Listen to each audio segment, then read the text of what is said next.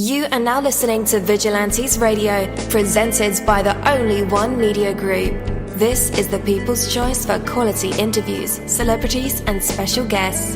Hosted by Demetrius Dinny Reynolds. Call in to join the mix at 701-801-9813. For the complete archive of episodes, visit onlyonemediagroup.com and be sure to like us on Facebook at Vigilantes Radio. We welcome all. Enjoy the show.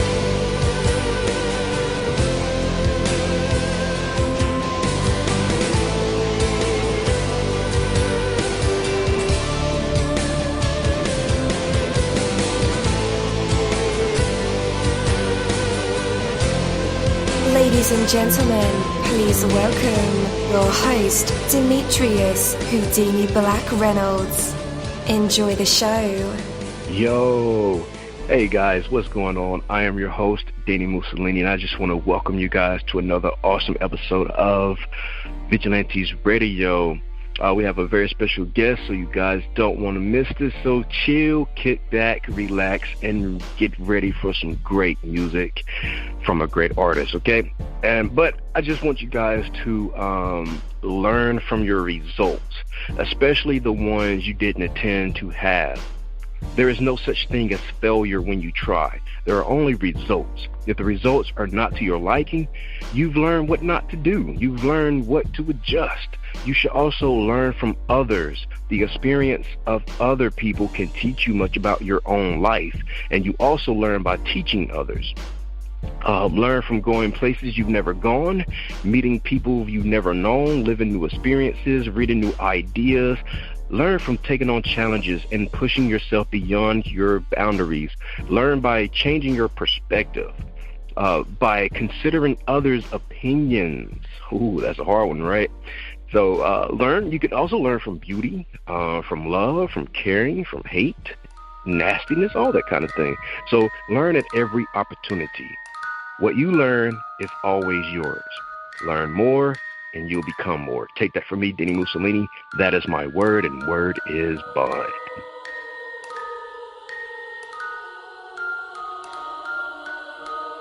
You're live in the mix. Let's get this started.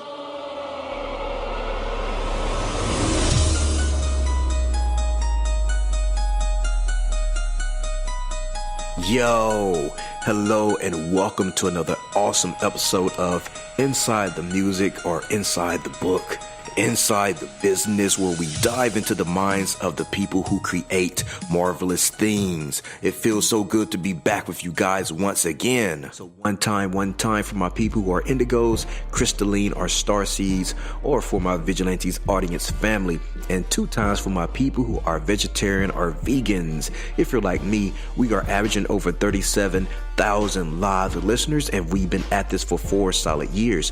I appreciate all you guys who've been rocking with the kid on this journey, and we are still evolving, baby. It is all because of you, most definitely. We are the people who have dedicated their lives to music, spirituality, business, literature, art, movies, and research in every aspect, and we want to allow you an opportunity to tell your story. Man, we've had celebrities on our show, from Grammy Award winning artists to nominees to actors, comedians, CEOs, technology geniuses, visual artists, from authors to professors and aliens.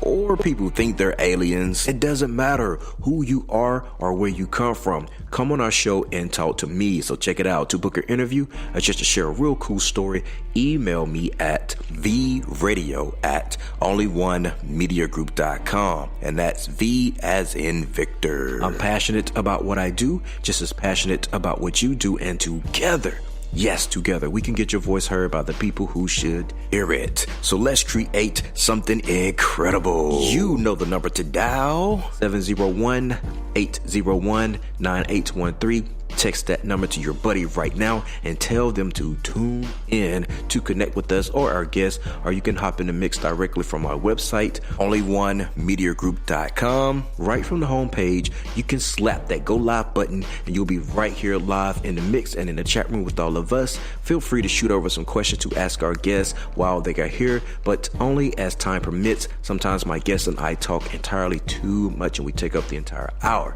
And as always, all episodes are available available for free download, and you can grab that from either Spreaker.com/Only1Media Group, iTunes, YouTube, or any app from the Google Play or iTunes Store, or over at our website. And that goes for every single episode that we've ever aired.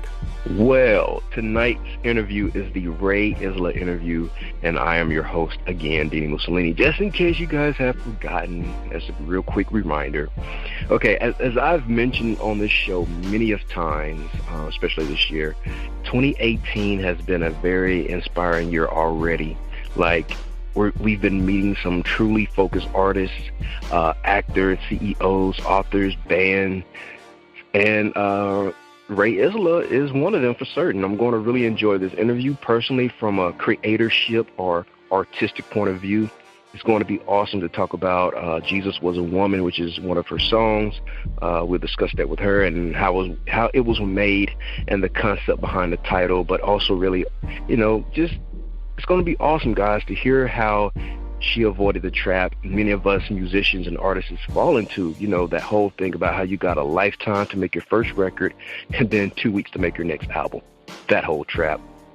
And Rae, she came out sparkling on the other side of her latest release. By the way that it was recorded, made, and achieved. It's a lot more free and organic in nature, if you ask me. And of course, she'll get to tell us that in her own words better than I could ever do for this interview. So with that, let's go ahead and invite her on. Rae Isla, you're now live in the mix with all of us. How's it going? Hey, Denny. Thanks for having me. So, how are you feeling? I'm doing well. It's 11 p.m. New York time, so long day, but it's a nice time to chat. Just having some tea. Definitely. Same here. What kind of tea are you drinking? What do I got? I think it's a lemon ginger, which is great for the voice. I have some cayenne in it and some fresh lemon. So, doing well. Nice. So, are you like a regular tea drinker, or? Not exclusively. I'm originally from Seattle, so I'd be lying if I didn't say I loved coffee in the mornings. I'm about 50-50 tea and coffee. Usually coffee earlier in the day, otherwise it keeps me up. What about you? Yeah. Same. 50-50 with coffee and tea. Coffee for the morning, of course, and then I may have another coffee like during lunch or something. Then after that, it's tea for the evening and late at night. Perfecto. We're on the same page. Oh, yeah. All right, so right off the bat and diving deep.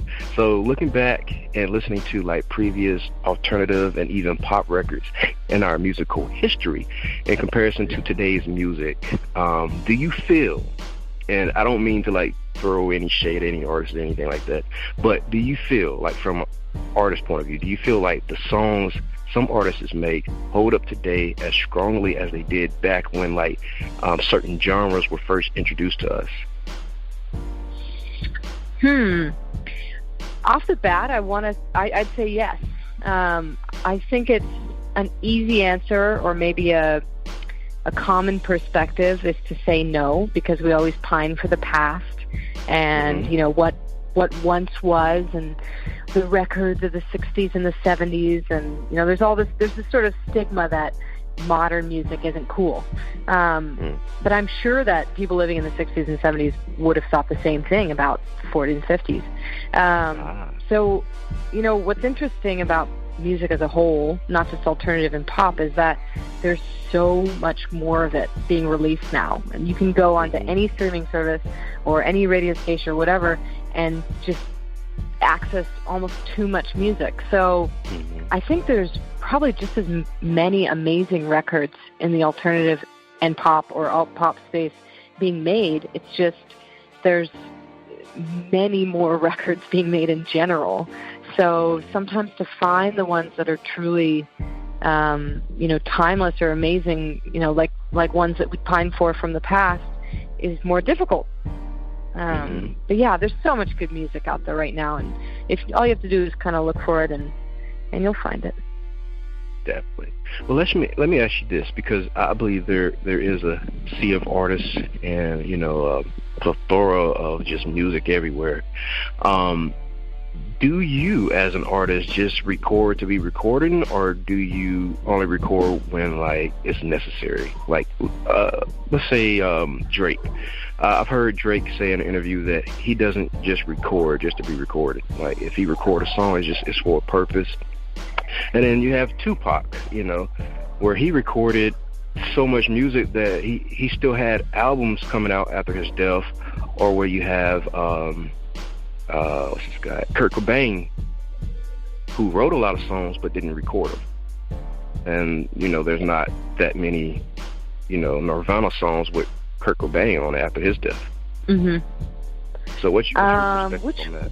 Which one am I? Let's see. I'm probably more of a Kurt Cobain in this sense, only in the sense of the type of recording and writing. Not to compare myself to his writing at all, because he's incredible. But yeah, I mean, I think I'm a songwriter first.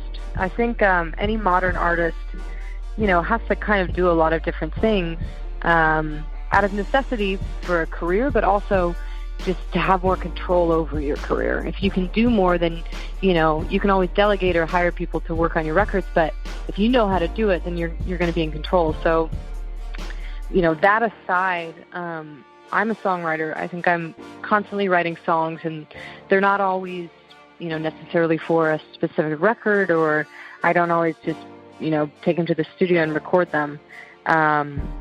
But you know, with the Drake sentiment, I usually don't record unless I know that the song is good and that I want to release it or I want to do something with it.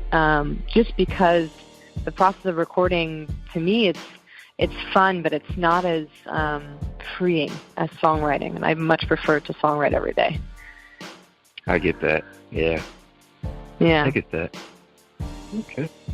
So, in your opinion, like, what's the key element in great songwriting that leads songs or albums truly lasting throughout the years, and maybe even having, like, those works emulated by other artists in the future? Oh, God. If I could answer that, I think every song would be a hit. So, I mean, I think the key, you know, this may sound a bit cliche, but the key is to write as true to you as you possibly can. And that really takes a daily search for who you are. Every day when you wake up, you should be looking to discover more about your identity. And in that, you'll write songs that are true to your identity. I think if you're not really like a searcher for truth and not really on a daily basis trying to find more meaning and more depth to who you are and how you fit into this world, your songs are not necessarily going to have depth. So I know that's kind of like a broad answer. I guess that's one part, is writing songs that are true to you, but also really trying to understand where are we as a society? What are people talking about? What are people scared about? What are people angry about? And out of those things that you see and absorb through others, what rings true to you? What makes you angry? What makes you scared? What makes you happy? What makes you feel love? And I think when you land on an idea that is both a reflection of yourself and society, that's when you're going to write something that will resonate with people, ideally. And if it doesn't resonate with people, it doesn't matter, because you wrote something that was absolutely true to you and your perspective on life. Yeah. Hopefully that answers the question. It was a bit long-winded. No, that was perfect. That was perfect. Okay. Because I was going to ask you, do you write like with the stage in mind or other people in mind, or, you know, where do you write from, like the internalized point of view that you write from? But you kind of answered that. Well, yeah, I did kind of answer. I mean, but to put it simply, I write from my perspective, but I don't know, I try to wake up every day and and get outside of my own head and look at other people and try to understand what's happening in this world I exist in. Because any artist could easily go rent a cabin in the woods and live there for years and make records, and they'll probably be really beautiful, and you'll get a lot of bird samples. But you're going to miss out on the most important thing about being an artist, which is capturing humanity in this moment. Yeah. So, yeah. So that means you have to get out and live a bit. You do. I think for me, it's probably different for everybody, but for me, it's like 70% living and 30% writing about it. So I like that. Yeah. 70% play, 30% work. And you're in New York, right? I am. I live in Brooklyn, actually. Oh, man, that is like the perfect place for just life of all kinds that's just melted together in one city. Oh, my goodness. Absolutely. That's why I love it. Yeah. All right, so let's talk about this world of materialism and selfish ideologies. So you kind of bring a light to, yes, the most important thing, I guess. But you kind of bring a light to displacement of labels, or maybe the placement of labels, if you will. But you promote equality for all for all communities. Are these causes close to your heart, or did you write them because of something you saw or experienced in the community or the world? Let's see. Big ones. Well, equality for all communities, and I guess I'll touch on the labels bit first, because I think you said that first. I think that in general, labels are for the benefit of other people. They do you as a person absolutely no good, except to maybe translate in a very simple, elementary way who you are. But labels are horribly limiting, because to try to label a person's existence or to try to categorize, how an individual is experiencing life doesn't do it any justice. And so I think, if it's beautiful to have a label. I mean, that can sometimes simplify who you are and, try to get other people to kind of understand you and get where you're coming from. But in the long run, if you're going to conform to certain labels or names, you're going to really miss out on people understanding the real you. Especially, I think, for artists, it's like if you say, well, I can't even think of an example really, but if you want to be this very narrow symbol of a person, I feel like you're going to have a very narrow artistic career. So for me, I mean, honestly, like with gender, for example, I wake up some days and I feel like I'm neither gender. And that's not anything to do with, hashtags or current societal beliefs on gender. It's too little for my brain almost. I just want to be more than that, as I think a lot of people do. Just like I'm more than a Seattleite. So I'm from Seattle. I've lived in many cities. We are more than the labels that we put on ourselves. And so, I think any identities revolving around labels can be very limiting. And so I try to cast them off whenever possible.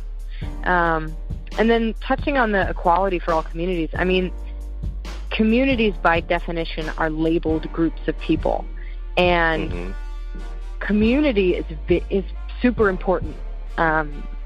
It's super important to feel like you're akin to the people around you, like you have things in common, you're connected, you share ideas. But sometimes when you totally conform to the label of your community or your group of friends or your whatever, you're going to miss out on all of the other types of people that are out there and all the other types of, communities and groups. So I don't know. I'm not saying that labels or identities are terrible. They're put into place as a way to translate who you think you are. But I personally am happier not attaching to too many things that, limit who I feel that I am. Does that make sense to you? It does. Good. Yeah. Personally, I don't think labels are going anywhere. I don't know. It's because I guess when I see artists, and I used to do this myself, like for the bio, I just put no description. And that was my bio. Like, I refuse to accept like a genre or a box, no description. You decide what it is. But even when people like me, people like you, view labels as being like just totally out of touch with reality, that even the ones who are looking at us are putting us in a label. Oh, those are the no labels. And bam, now we have a label.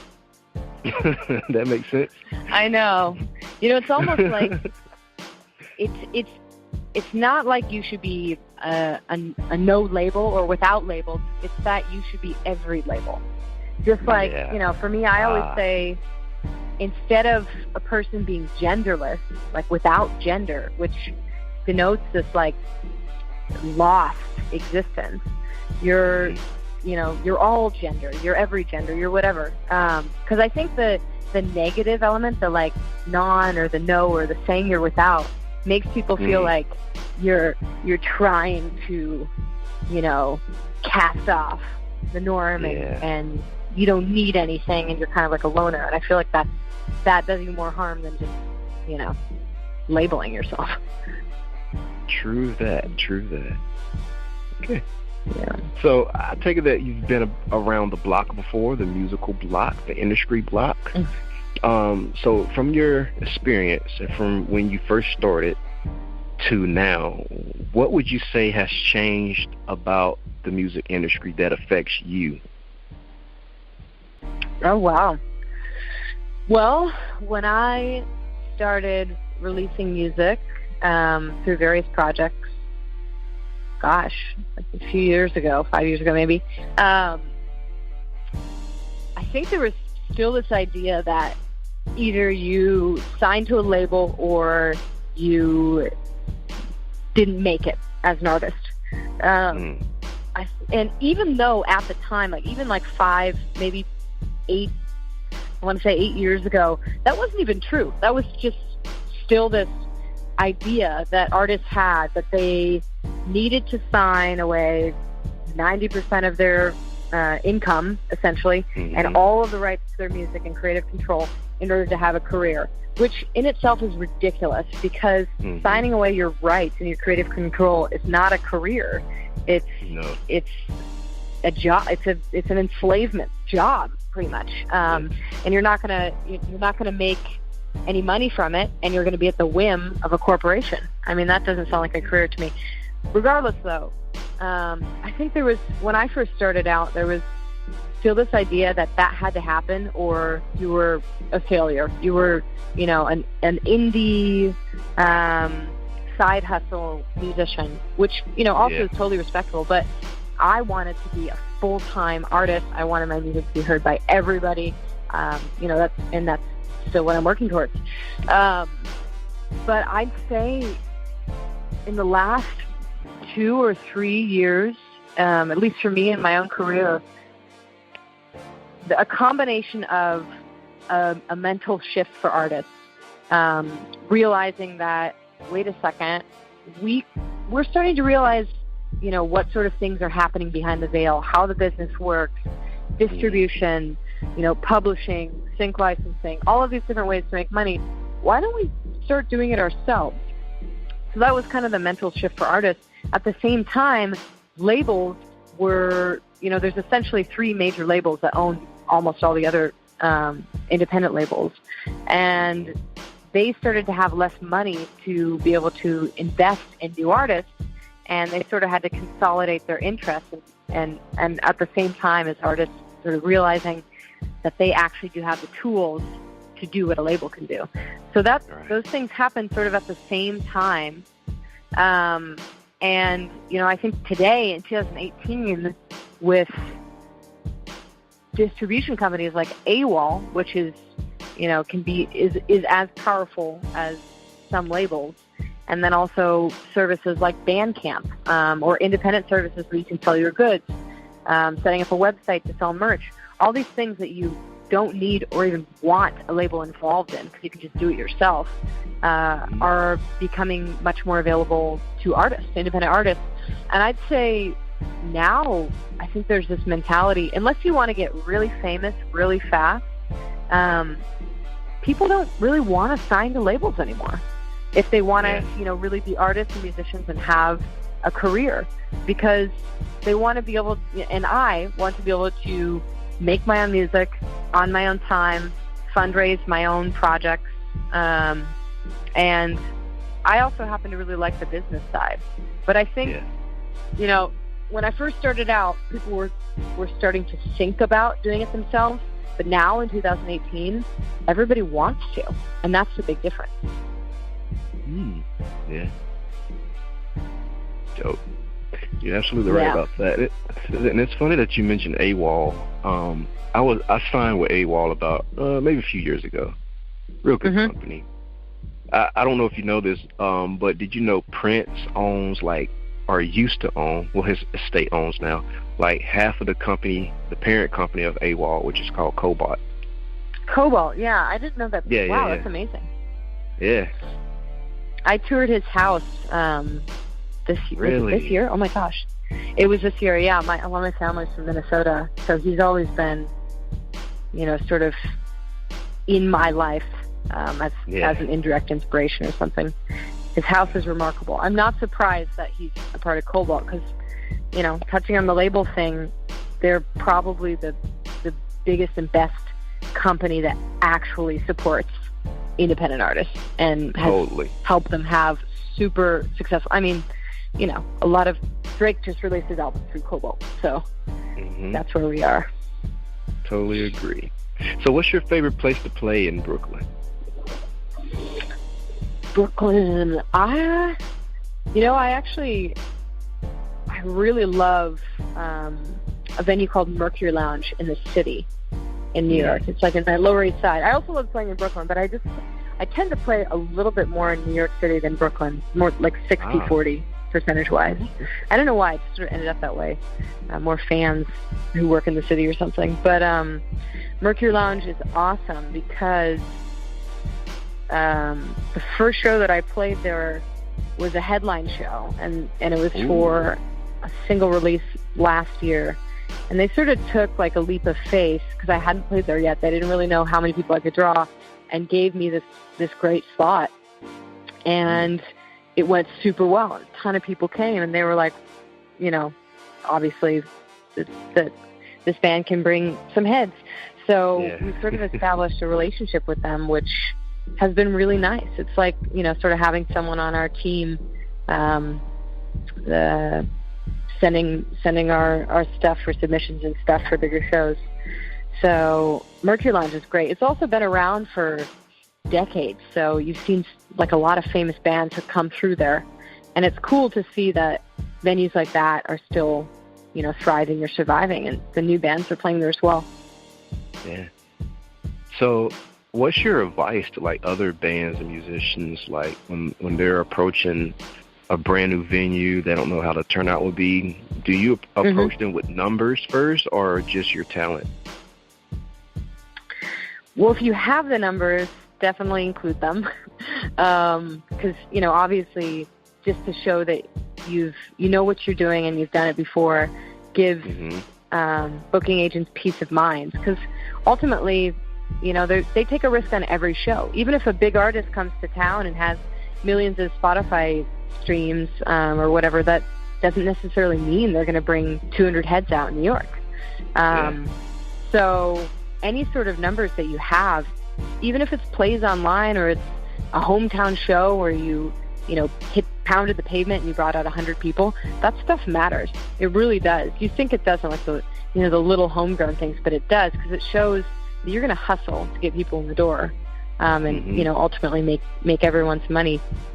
But if you're just starting out, I think one maybe mistake that I made in the early days was that I really wanted to play at the cool venues that were definitely too big for me because I was just starting in my teens. And I was so I feel like I was so much more ego-driven there that I didn't really understand how to get in that door, why I couldn't. So if you're just starting out, humbleness and knowing where you're at is going to be the best thing for you, because you could maybe find a way to get into one of the bigger venues, but then you're going to play to a big empty room and it's not going to be fun for anybody. So you might as well book that space that can only fit 70, 80 people and fill it, and then move on up. Especially for, like I said about the numbers, if you can show a booking agent that you filled an 80-person room with 80 people, then they're going to book you in the 200-person room. Right, yes. Nice.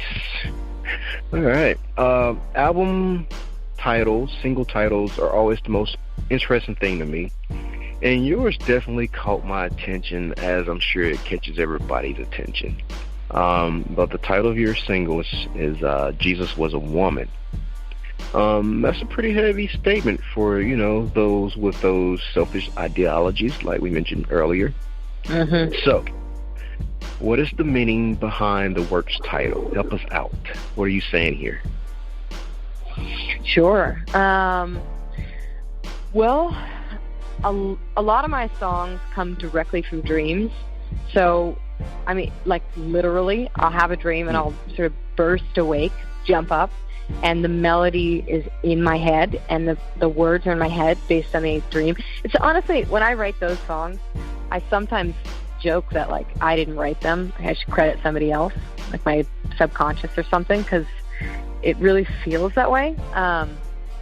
But honestly, both my parents were raised Catholic, went to Catholic school, did the whole thing.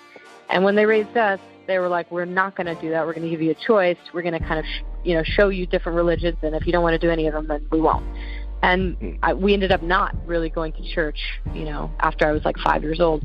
But for some reason, the symbolism in Christianity has always fascinated me. And I often read religious texts, or even as a teenager, I'd go with some of my friends to church just to try to understand where these people were coming from and try to understand a religion that I wasn't really raised with, but that is the foundation of our society. I mean, even in a lot of government, our Constitution, all these documents, there's so much reference to God and Spirit and all of these symbols.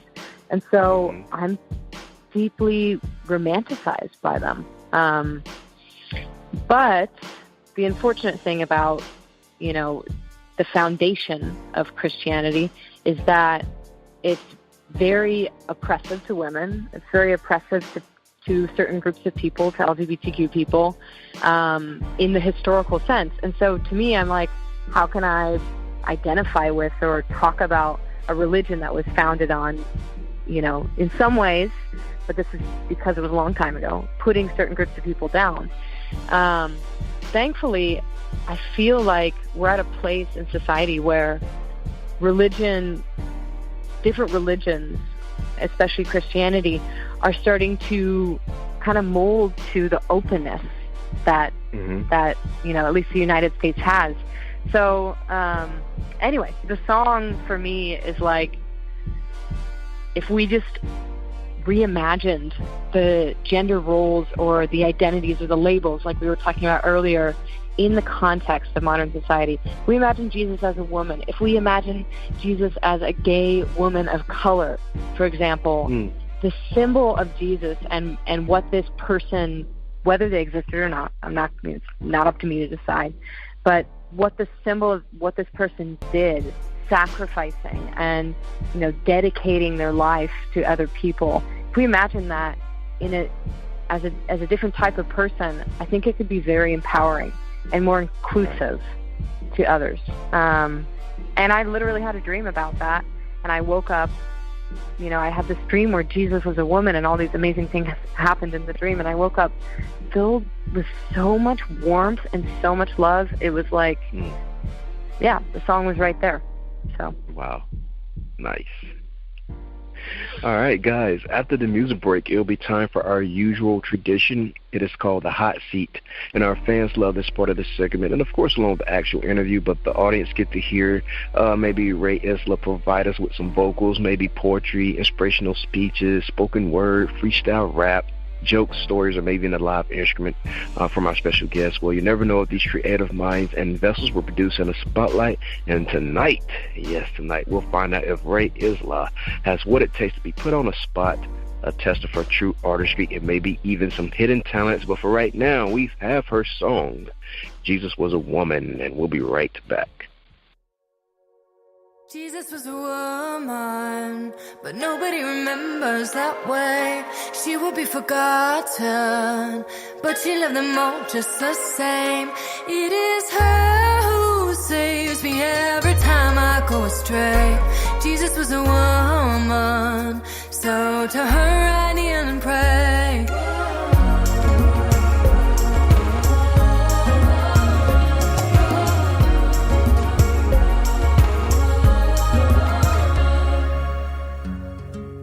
We are on track to start a revolution. Look to the past, don't pick another young son. 'Cause I'm building up my empire out of dust. Will it ever be good enough? I know being born this way is hard. Daddy thinks you're not gonna go far.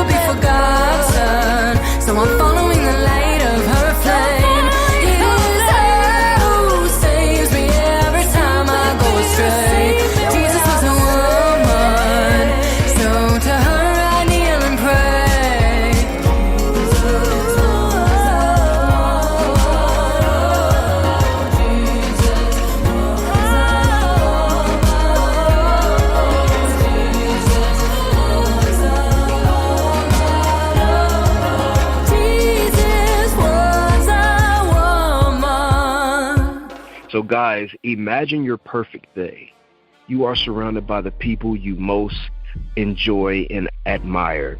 You are in your favorite place. You are doing what you love to do, and you're very good at it. You have all the things you need to enjoy life, to be effective and fulfilled.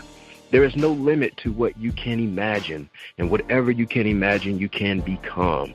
Yet, imagination is only the first step. To get there, action is also needed. Imagination will guide that action. Most of us are taking some kind of action all the time. We have no shortage of action. Without imagination, though, many of our actions are wasted. You're like, what, Dini? Oh, yeah. Imagination will guide your actions in the directions of your dreams. Imagine yourself being, doing, having whatever you want. See it vividly in all of its detail. Feel it, enjoy it, see it completely and so realistically that you literally begin taking actions necessary to get there. Oh my goodness. Woo, I'm getting pumped up already. Imagine yourself following like every step along the way. Pay particular attention to the first step because that's the one you need to be taken now. I'll wait. Can't wait too long because we got a show to do. There, did you take that first step? Your imagination is well on its way to becoming reality. Now move on to the second step. Your imagination can lead you there as long as you do the walking. Take actions, my friend. Take that from me, dini-mussolini. That is my word, and word is bond. But let's bring on our guest of the moment back on, Rae Isla. You're back now live with us and in our hot seat. What do you have for us? Oh, no. What do we got? Oh, yeah. Oh, no. What are you going to do for us today? So let me make sure I understand the rules of the game. The hot seat is just a seat that's really hot, and I have to do something, correct? Yes, yes. So as a performer, I love listening to what the audience wants. What are you thinking? Do you want me to... Let's see. I'll give you some options maybe. What do you think about that? Okay, that works. Okay, I could sing a little bit of some unreleased material that's going to come out on a record this year. That's option one. Option two, I could attempt to rap a verse or two from one of my favorite hip-hop groups from Seattle. A little bit different than what I normally do. Or option three, I can attempt to beatbox, but I don't know how pretty that's going to be. Ooh, very tempting options. Wow. Mm-hmm. Normally, I would take the exclusive. That's what we do. We love exclusive, but I want to hear you rap more than an exclusive. Oh. All right. Okay. Let's see if I remember this.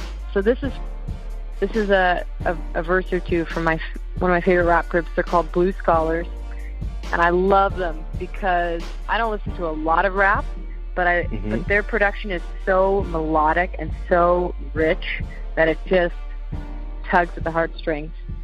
Okay, nice. Here we go.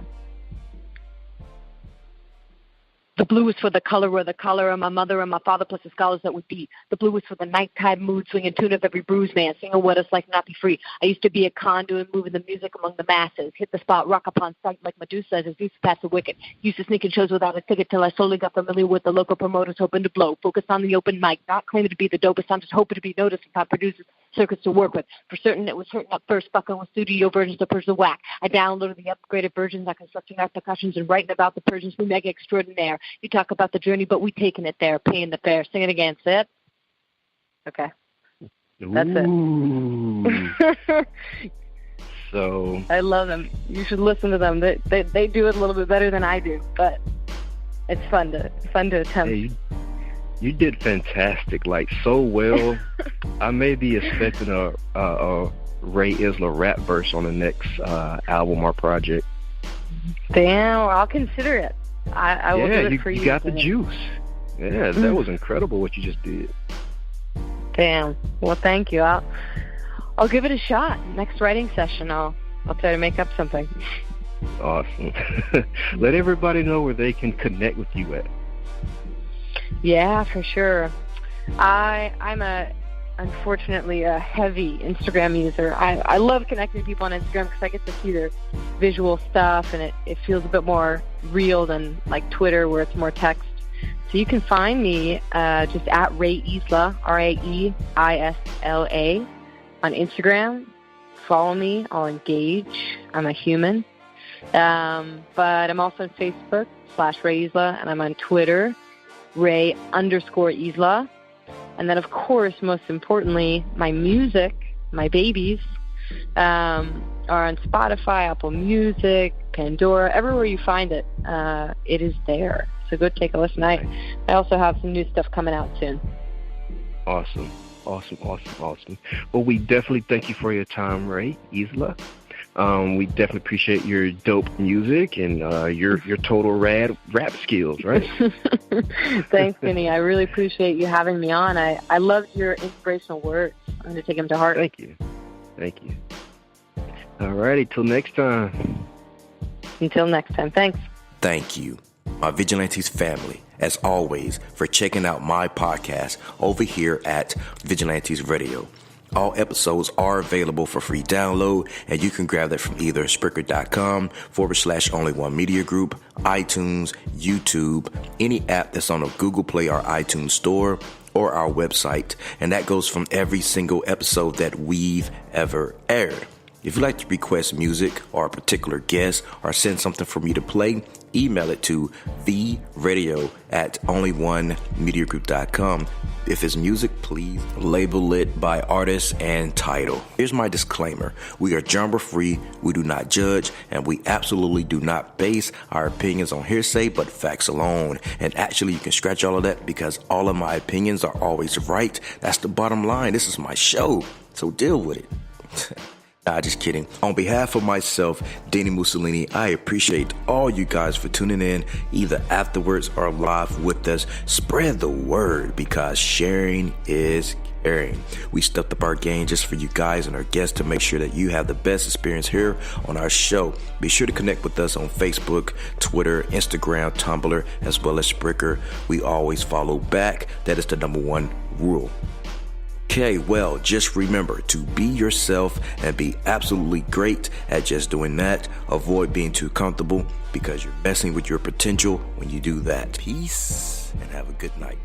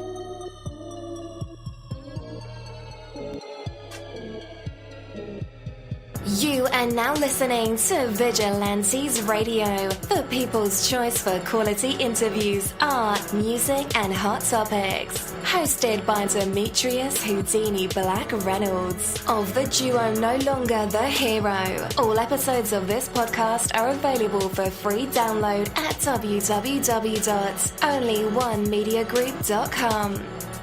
This is a Seventh Sign Regime Rebirth Worldwide Syndicate exclusive.